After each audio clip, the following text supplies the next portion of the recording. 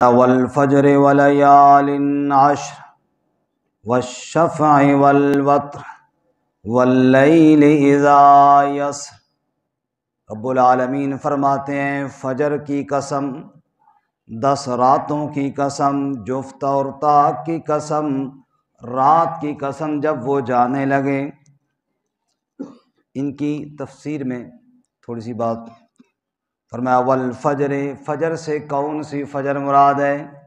مفسرین فرماتے ہیں ہر فجر مراد ہے۔ ایک تفسیر یہ ہے ہر فجر مراد ہے۔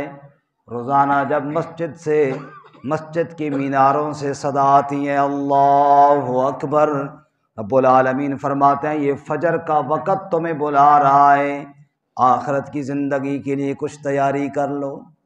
اور بد نصیب آدمی ہے جو فجر کی اذان سنے اور پھر مسجد میں نہ آئے۔ اس کے دل زندگی میں، اس کے عمل میں، اس کے دن میں نحوست یہاں سے شروع ہو گئی جس نے فجر کی نماز چھوڑ دی۔ اللہ تعالیٰ ہمیں نماز فجر کا اہتمام کرنے کی توفیق عطا فرمائے۔ فجر کا وقت دن کی ابتدا ہے۔ اللہ تعالیٰ کہتے ہیں اٹھ جا رات کو گہری نیند سونے والے، اب میرے در پہ آ کے سجدہ کر لے تاکہ پتہ چلے کہ میں تیرا معبود ہوں اور تو میرا عابد ہے۔ فرمایا والفجر، فجر کے وقت کی قسم، اور ارشاد فرمایا میرے مرشد کریم امام الانبیاء رحمت کائنات حضرت محمد الرسول اللہ، زور سے بولو، صلی اللہ علیہ وسلم نے ارشاد فرمایا لیس صلاۃ اثقل علی المنافقین من صلاۃ الفجر والعشاء۔ لوگوں، منافقین پر فجر اور عشاء کی نمازوں سے بڑھ کر کوئی بھاری نماز نہیں۔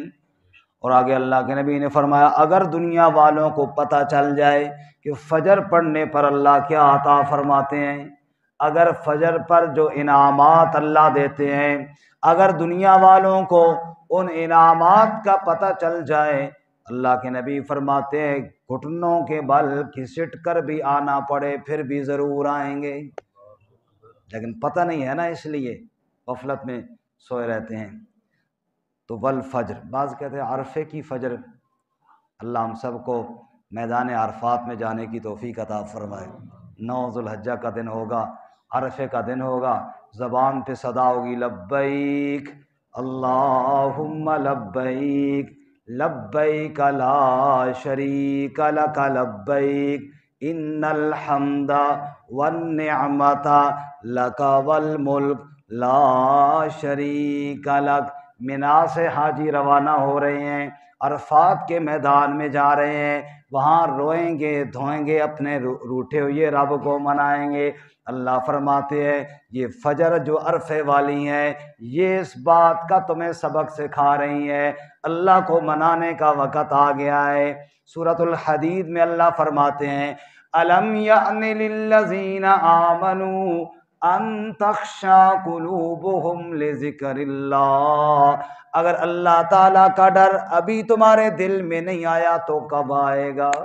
کیا ابھی وقت نہیں آیا ایمان والوں کے لیے ان کے دل ڈر جائیں اللہ تعالیٰ کی ذکر سے، ان کے دلوں میں خوف آ جائے اللہ تعالیٰ کے ذکر کا؟ والفجر، روزانہ کی فجر ہو یا عرفے والی فجر ہو، اوے لوگوں یہ جو فجر کا وقت ہے جب مومن آدمی اٹھ کر اللہ تعالیٰ کے سامنے سجدہ ریز ہوتے ہیں، جب چڑیاں بھی اس کی تسبیح بیان کرتی ہیں، جب جانور بھی اس کی حمد بیان کرتے ہیں، وَإِن مِّن شَيْءٍ إِلَّا يُسَبِّحُ بِحَمْدِهِ، ساری کائنات فجر کے وقت اس کی تسبیح بیان کر رہی ہوتی ہے۔ یہ تیرے لیے بھی سبق ہے انسان، فجر کے وقت غفلت نہ کیا کر، اپنے اللہ کے سامنے سجدہ ریز ہو جایا کر۔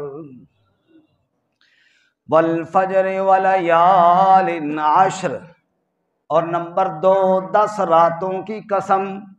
یہاں پر بھی مختلف اقوال ہیں۔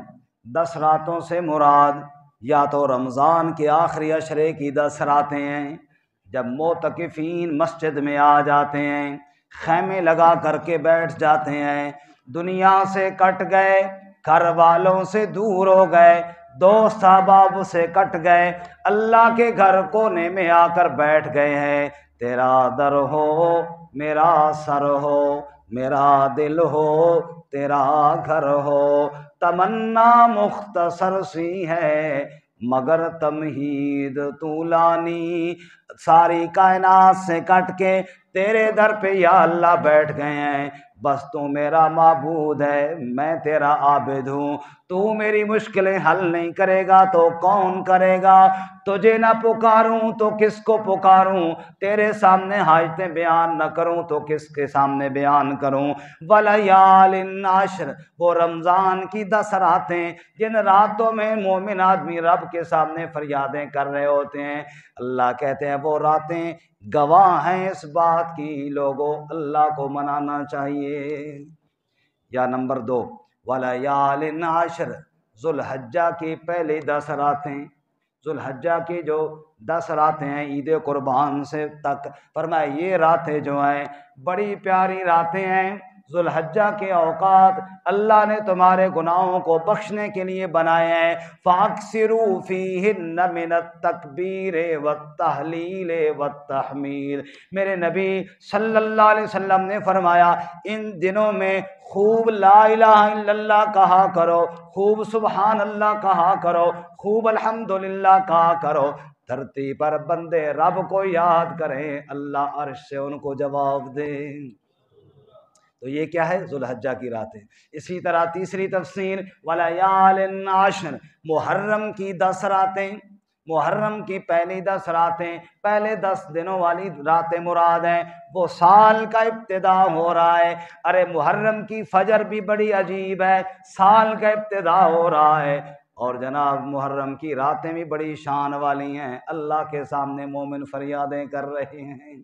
رب العالمین فرماتے ہیں یہ جو اوقات ہیں نا، یہ انسان کو اس طرف خبردار کر رہے ہیں، اے بندے اپنے مالک کے ساتھ اپنا تعلق پیدا کر لیں، والشفع والوتر، جفت اور طاق کی قسم، توجہ کرنا، مخلوق ساری جفت ہے، اللہ ہمارا طاق ہے۔ سبحان، آج ماشاءاللہ آپ سبحان اللہ کہہ رہے ہیں نا، مجھے بھی سکون آ رہا ہے کہ آپ ذوق سے سن رہے ہیں، کہو ذرا سبحان اللہ۔ فرمایا والشفع والوتر، جفت کی قسم اور طاق کی قسم، ادھر 2 بندے کھڑے ہیں، آگے جناب امام صاحب کھڑے ہیں، کبھی 10 بندے ہیں، کبھی 100 بندے ہیں، کبھی گھر کے اندر بیوی بچوں کے ساتھ ہے، ارے تم اکیلے نہیں ہو، تمہارے ساتھ جفت ہو، تمہارے ساتھ دوست بھی ہیں، تمہارے ساتھ امام کے ساتھ مقتدی بھی ہیں، دوست احباب بھی ہیں، بیوی بچے بھی ہیں، والوتر، اللہ اکیلا ہے، وہ طاق ہے، وہ اولاد سے پاک ہے، وہ مثال سے پاک ہے، لیس کمثلہ شیء، فرمایا اس کی مثل کوئی نہیں ہے، قل هو اللہ احد، وہ ایک وحدہ لا شریک ہے، والشفع والوتر، دھرتی پر لوگ 2 ہو کر، جماعتیں بن کر، زیادہ ہو کر، جفت لوگ اکٹھے ہو کر رب کو پکار رہے ہوتے ہیں، اکیلا سب کی پکاریں سن رہا ہوتا ہے۔ میرے مرشد کریم امام الانبیاء حضرت محمد الرسول اللہ صلی اللہ علیہ وسلم نے ارشاد فرمایا ان اولکم و آخرکم و انسکم و جنکم، اوے لوگو تمہارے پہلے بھی اٹھ کھڑے ہوں، تمہارے پچھلے بھی آ جائیں، انسان بھی آ جائیں، جنات بھی آ جائیں، مرد بھی آ جائیں، عورتیں بھی آ جائیں، بوڑھے بھی آ جائیں، بچے بھی آ جائیں، مسلمان بھی آ جائیں، کافر بھی آ جائیں، سارے ایک میدان میں اکٹھے ہو جائیں، ایک میدان ہے، ساری کائنات اکٹھی ہو گئی ہے، ہر کوئی اپنی اپنی حاجتیں مانگنا شروع کر دے، اپنی اپنی بولیوں میں مانگنا شروع کر دے، کوئی عربی میں مانگ رہا ہے، کوئی انگریزی میں مانگ رہا ہے، کوئی اردو میں مانگ رہا ہے، کوئی پنجابی اور پشتو میں مانگ رہا ہے، اپنی اپنی بولیاں ہیں، اپنی اپنی حاجتیں ہیں، کوئی رزق مانگ رہا ہے، کوئی صحت مانگ رہا ہے، کوئی اولاد مانگ رہا ہے، کوئی بخشش مانگ رہا ہے، کوئی کیا مانگ رہا ہے تو کوئی کیا مانگ رہا ہے، ہیں سارے اکٹھے، میدان ایک ہی ہے، حاجتیں سب کی جدا جدا ہیں، زبانیں سب کی الگ الگ ہیں۔ میرے نبی صلی اللہ علیہ وسلم نے فرمایا اللہ اس ذات کو کہتے ہیں جو سب کی حاجتیں، سب کی فریادیں سنتا بھی ہے، سمجھتا بھی ہے، اور سب کی حاجتیں پوری کرنے پر قدرت بھی رکھنے والا ہے۔ والشفع والوتر، اوے لوگوں سارے جمع ہو کر پکاریں، یہ بن گیا شفع، اور الوتر جو سب کی فریادیں سننے والا وہ تنہا میرا اللہ ہے۔ والشفع والوتر، جفت گواہ ہے، تاک گواہ ہے، ساری کائنات گواہ ہے، سب کا معبود صرف کون ہے؟ اللہ۔ ایک اور تفسیر والشفع والوتر، والشفع والوتر، جفت نمازیں اور تاک نمازیں، کبھی تم 2 پڑھتے ہو، کبھی 4 پڑھتے ہو، کبھی 3 پڑھتے ہو، یہ کیوں پڑھ رہے ہو؟ کس کو راضی کرنے کے لیے؟ جفت رکعتیں ہوں یا تاک رکعتیں ہوں، سب مالک کی رضا کے لیے۔ واللیل اذا یسر، اور رات کی قسم، اذا یسر، جب وہ چلنے لگے، جب وہ جانے لگے، اٹھنے لگے، ختم ہونے لگے، جب رات کا آخری وقت آتا ہے، ابھی فجر طلوع ہونے والی ہے، رات جانے والی ہے، سحری کا وقت ہو گیا، رسول اللہ صلی اللہ علیہ وسلم نے ارشاد فرمایا میرا رب آسمان دنیا پر اپنی شان کے مطابق جلوہ فروز ہوتے ہیں اور اعلان کرتے ہیں حل من مستغفر فاغفر لہ، وہ ہے کوئی تم میں سے جو مجھ سے مغفرت مانگے، جو میرے سامنے ہاتھ پھیلائے، جو مجھ سے بخشش مانگے، میں اللہ خود اس کو معاف کرنے آ چکا ہوں۔ حل من مسترزق فارزق لہ، ہے تم میں کوئی جو مجھ سے رزق مانگے، میں رزق دینے کے لیے آیا ہوں۔ اور صحت مانگنے والوں اور رزق کی تلاش میں مارے مارے پھرنے والوں، بخشش کے چاہنے والوں، اٹھو، تمہارا رب سارے خزانے لٹانے کے لیے آ گیا ہے، سحری کا وقت ہے، میرا رب بلا رہا ہے۔ یہی وہ وقت ہے جب اللہ کے سامنے مانگنے والے ہاتھ پھیلاتے ہیں، جھولیاں بھر بھر کر لے جاتے ہیں۔ اللہ کہتے ہیں فجر کا وقت ہو، 10 راتیں ہوں، جفت اور طاق عبادت ہو، یا تہجد کا وقت ہو، حل فی ذالک قسم لذی حجر، عقل والوں کے لیے ان ساری باتوں میں بڑی اونچی قسمیں ہیں، بڑی یاد ہے، لیکن ہے کس کے لیے؟ ذی حجر، حجر کہتے ہیں رکاوٹ کو۔ اللہ فرماتے ہیں جس کی عقل اسے خواہشات پورا کرنے سے روکے اور میرے سامنے کھڑا کرنے پر تیار کرے، اس کے لیے ان اوقات میں بڑا سبق ہے۔ یہ اوقات اتنی برکتوں والے ہیں، ان اوقات میں میرے سامنے آ جایا کرو، لوگوں جھولیاں بھر بھر کے لے جایا کرو، بھر بھر کے لے جایا کرو۔ سبحان اللہ، اللہ اکبر۔ ویسے تو کوئی جب چاہے، اللہ نے وہ بھی بیان کیا اجیب دعوت الداعی اذا دعان، اذا دعان، اذا دعان کے معنی جب بھی کوئی پکارے، دن کا وقت ہو، رات کا ہو، محرم ہو، سفر ہو، جو مہینہ ہو، جو رات ہو، جب بھی پکارے میں اللہ تعالیٰ سب کی دعاؤں کو قبول کرتا ہوں۔ لیکن یہ جو اوقات اللہ نے یاد دلائے ہیں نا، رب کہتا ہے ارے ان اوقات میں تو خاص میری رحمت جوش میں ہوتی ہے، بس تیرے اٹھنے اور آنے کی دیر ہے، تیرے ہاتھ پھیلانے کی دیر ہے، میں اللہ تعالیٰ تیری جھولی کو بھر کے تجھے واپس لوٹاؤں گا۔ سبحان اللہ۔ اچھا، اب اگر غفلت میں پڑے رہے، فجر بھی آئی، سحری کا وقت گیا، پھر فجر کا وقت گیا، پھر رمضان بھی گیا، پھر محرم بھی گیا، ذوالحجہ بھی گیا، سارے اوقات چلتے رہے، آتے رہے، جاتے رہے، اے انسان تیری غفلت ختم نہ ہوئی تو پھر اگلی بات بھی سن۔ الم تر کیف فعل ربک بعاد، پھر عبرت پکڑ، کیا دیکھا نہیں تو نے، کیف فعل ربک بعاد، تیرے رب نے قوم عاد کے ساتھ کیا کیا۔ اگر نہیں ان اوقات میں مجھے یاد کرتا، اگر نہیں میرے در پر آ کر میرے ساتھ اپنے تعلق کو نبھاتا، پھر عبرت پکڑ، کیف فعل ربک بعاد، قوم عاد کے ساتھ تیرے رب نے کیا کیا۔ ارم ذات العماد، ارم جو ان کا کوئی وڈیرا تھا یا ان کا لقب تھا، ارم ذات العماد، ستونوں والے، لمبے لمبے قد والے، اتنے بڑے قد، اللہ کہتے ہیں التی لم یخلق مثلها فی البلاد، ان جیسے دنیا میں اور پیدا ہی نہیں کیے گئے۔ اتنے کڑیل نوجوان، اتنے خوب رو نوجوان، اتنے طاقتور نوجوان، قوم عاد اللہ نے بڑی ان کو طاقت عطا فرمائی، لیکن رب العالمین دوسری جگہ سمجھاتے ہیں اما عاد فاستکبروا فی الارض بغیر الحق، طاقت آئی، جوانی آئی، صحت آئی، اس نشے میں آ کر تکبر شروع کر دیا اور کہنے لگے من اشد منا قوہ، ہم سے بڑھ کر قوت والا کوئی بھی نہیں ہے۔ اولم یروا ان اللہ الذی خلقهم هو اشد منهم قوہ، اتنا بھی بھول گئے جو ان کا خالق ہے وہ قوت میں زیادہ ہے۔ ہاں، طاقتور، کبھی طاقت پہ غرور نہ کرنا۔ قوم عاد نے اپنے طاقت پر غرور کیا تھا، غرور تھا، نمود تھی، ہٹو بچو کی تھی صدا، غرور تھا، نمود تھی، ہٹو بچو کی تھی صدا، آج کیا پوچھتے ہو لحد کا بھی پتہ نہیں، آج نام و نشان مٹ گیا۔ ہم نے ایسے لاکھوں دیکھے جن کا معطر بدن تھا، مزین چلن تھا، جب قبریں اکھیڑی نہ جزو بدن تھا نہ تارے کفن تھا۔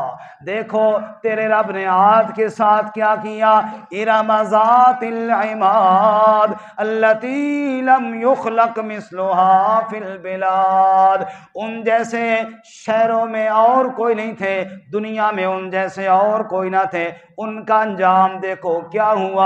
ذرا وہ انجام والی آیت بھی سن لیجئے۔ رب العالمین فرماتے ہیں میرے نبی ہود علیہ السلام گئے، سمجھاتے رہے، وہ نہ مانے، پھر کیا ہوا؟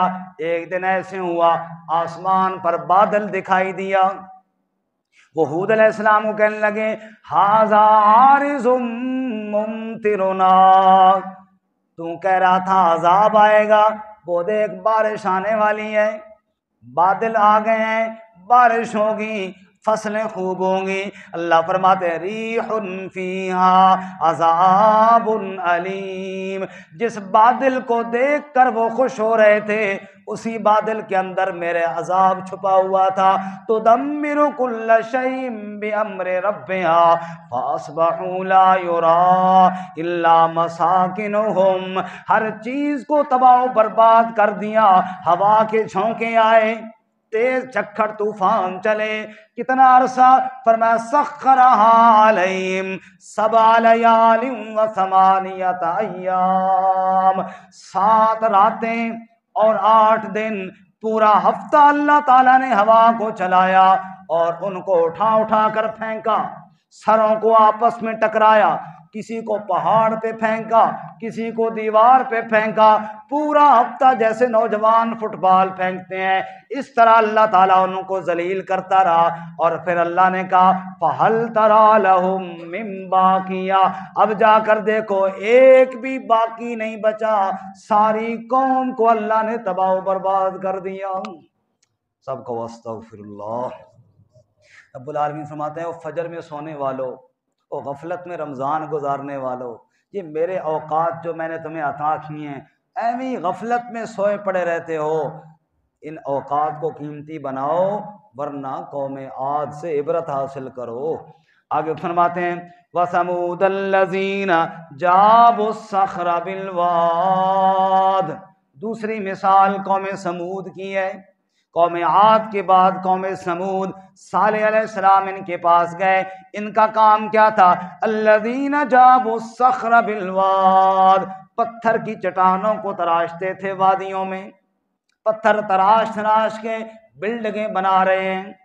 آج بھی یہی حساب ہے، بلڈنگیں بنائی جا رہی ہیں۔ حضور نے ارشاد فرمایا قیامت کے قریب لوگ اپنی بلڈنگوں پر فخر کیا کریں گے۔ جی آج وہ وقت آ گیا، قوم سمود نے بھی یہی کیا تھا نا، بلڈنگوں میں لگے ہوئی ہیں اور کہتے تھے بس بادشاہ ادھر کدھر عذاب آئے گا، ڈراتے ہو عذاب سے، یہاں کہاں عذاب آئے گا۔ اللہ فرماتے ہیں ایسی بلڈنگیں بنائیں سمجھ رہے تھے یہاں پکڑ ہی نہیں آئے گی۔ آج بھی کہتے ہیں یہ جو بلڈنگ ہے نا ہماری، یہ جو ابھی بنائی ہے، یہ زلزلہ پروف ہے، اس پہ زلزلہ اثر نہیں کرتا بادشاہ۔ رب کہتا ہے ہاں، ایک قوم پہلے بھی گزر گئی جو کہتی تھی ہماری بلڈنگ میں عذاب کہاں آئے گا۔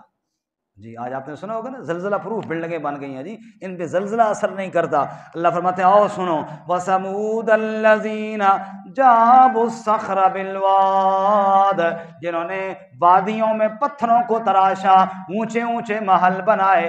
زلزلہ تو نہ آیا لیکن ایک چیخ جو اللہ کی طرف سے آئی، ادھر ہی سب کے کلیجے پھٹ گئے۔ سورہ ہود میں اللہ فرماتے ہیں کَأَن لَّمْ يَغْنَوْا فِيهَا فَأَصْبَحُوا فِي دِيَارِهِمْ جَاثِمِينَ كَأَن لَّمْ يَغْنَوْا فِيهَا۔ صبح بلڈنگیں تو تھیں، حالت یہ تھی سب اوندے پڑے ہوئے تھے، گھٹنوں کے بل گرے پڑے تھے۔ آج بلڈنگ تو ہے، بلڈنگ والا مر چکا ہے۔ جی اللہ فرماتے ہیں ان سے عبرت حاصل کرو۔ اچھا تیسری مثال، وَفِرْعَوْنَ ذِی الْأَوْتَادِ، فرعون کے حالات سے عبرت حاصل کرو۔ کون فرعون؟ ذی الاوتاد، جو کیلوں والا تھا، میخوں والا تھا۔ جو کیا تھا جی؟ یہ استاد جی نے موبائل جڑا ضبط کرنا پیسے یہ ہوں استاد جی مقاس اگلی گل تو سی موبائل ضبط ہونا پیسے توجہ ہے جی، موشن ہی ترٹ گیا سارا۔ وَفِرْعَوْنَ ذِی الْأَوْتَادِ، فرمایا فرعون کے واقعے سے عبرت حاصل کرو۔ کون فرعون؟ ذی الاوتاد، کیلوں والا، میخوں والا۔ اس کے دو مطلب ہیں جی، کتنے مطلب ہے جی؟ یہ چونکہ سبق ہے نا، ایک مطلب یہ ہے کہ جیسے کیل لگ جائے نا جی تو چیز پکی ہو جاتی ہے۔ یہ دیوار ہے، یہاں پہ پھٹی ہے، آپ جب کیل لگائیں گے نا تو کیا ہو جائے گی؟ پکی ہو جائے گی۔ کیلوں والی چیز مضبوط ہوتی ہے۔ وَفِرْعَوْنَ ذِی الْأَوْتَادِ، اللہ کہتے ہیں جس کی کرسی اور تخت بڑا مضبوط تھا۔ وہ فرعون جو کہتا تھا میری حکومت بڑی مضبوط ہے، اور اتنی مضبوط ہے کہ کہا کرتا تھا مَا عَلِمْتُ لَكُم مِّنْ إِلَٰهٍ غَيْرُ، میں نہیں جانتا کسی الہ کو، میں ہی سب سے بڑا رب ہوں۔ اعوذ باللہ من ذالک۔ کیا تکبر تھا، کیا ناز تھا، اپنی حکومت پر ناز تھا نا جی، صرف حکومت پر ہی۔ فرمایا وَفِرْعَوْنَ ذِی الْأَوْتَادِ، ایک مطلب مضبوط حکومت والا، کیلوں والا یعنی مضبوط حکومت والا، اور دوسرا مطلب وَفِرْعَوْنَ ذِی الْأَوْتَادِ، وہ ظالم جو اس کی بات نہیں مانتے تھے، ان کے بدن پر کیلیں ٹھوکا کرتا تھا، اتنا ظالم تھا۔ جیسا کہ حضرت آسیہ جو فرعون کی بیوی تھی، ظالم نے ان کے وجود میں بھی کیلیں ٹھوکوائی، کہتا لٹاؤ اور کیلیں ٹھوکو ان کے جسم پر، یہ اتنا بڑا ظالم تھا۔ آج کیا ہوا ظالم کا لاش آج بھی نشان عبرت بنی ہوئی ہے۔ اللہ فرماتے ہیں دیکھو کوئی عبرت والی آنکھ تو ہو، کوئی دیکھنے والا تو ہو۔ وَفِرْعَوْنَ ذِی الْأَوْتَادِ، وہ کیلوں والا فرعون، وہ ظلم کرنے والا فرعون، کوڑے برسانے والا فرعون، غریبوں کو پکڑ پکڑ کے ان کے بچوں کو ذبح کرنے والا فرعون۔ فرمایا یہ جتنے واقعات، تین مثالیں اللہ نے دی، قوم عاد کی مثال، قوم سمود کی مثال، فرعون کی مثال، الذین طغوا فی البلاد، یہ سب باغی تھے، یہ سب سرکش تھے، انہوں نے بغاوت کی، انہوں نے سرکشی کی شہروں میں، فَأَكْثَرُوا فِيهَا الْفَسَادَ، پس فساد زیادہ برپا کر دیا، میرے حکموں کو توڑا گیا، میری دھرتی پر میرا کھا کر، میرا پی کر، میرے دی ہوئی پاؤں کے ساتھ چل کر، میرے دی ہوئی ہاتھوں کے ساتھ پکڑ کر، میری دی ہوئی زبان کے ساتھ بول کر، میری دھرتی پر میری غیرت کو للکارا گیا۔ فَأَكْثَرُوا فِيهَا الْفَسَادَ، خوب فساد برپا کیا، پھر انجام کیا ہوا؟ فَصَبَّ عَلَيْهِمْ رَبُّكَ صَوْتَ عَذَابٍ، پس برسایا ان پر تیرے رب نے عذاب کا کوڑا، اللہ نے عذاب کا کوڑا برسایا اور نیست و نابود کر کے رکھ دیا، تباہ و برباد کر کے رکھ دیا۔ اللہ ہم سب کو اپنی پکڑ سے محفوظ فرما۔ فرمایا فصب علیہم ربک صوت عذاب، ان سب پہ تیرے رب نے عذاب کا کوڑا برسایا۔ اور آخری آیت سننا اور توجہ کے ساتھ سننا، اللہ کہتے ہیں لوگو ان ربک لبالمرصاد، جس اللہ نے قوم عاد کو برباد کیا، جس اللہ نے قوم سمود کو ہلاک کیا، جس اللہ نے فرعون کو لشکر سمیت برباد کیا، ان ربک لبالمرصاد، بے شک تیرا رب اب بھی طاق میں ہے، وہ دیکھ رہا ہے کون کون میری بغاوت کر رہا ہے، طاق میں ہے، وہ کوئی غافل نہیں ہو گیا، وہ دیکھ رہا ہے کہ اس کی دھرتی پر کون کون کیا کیا کر رہا ہے۔ ان ربک لبالمرصاد، خلاصہ یہ ہوا لوگوں رب نے تمہارے لیے بڑے اچھے اوقات بنائے ہیں، ان اوقات کو غنیمت جانو، اپنے مالک کو راضی کرو، ورنہ قوم عاد، قوم سمود، قوم فرعون کے حالات سے عبرت پکڑو، اور اللہ تعالیٰ کو یہ سمجھو کہ اللہ ہمیں دیکھ رہا ہے، وہ طاق میں ہے۔ اللہ تعالیٰ قرآن و سنت پہ عمل کی توفیق عطا فرمائے۔ وآخر دعوانا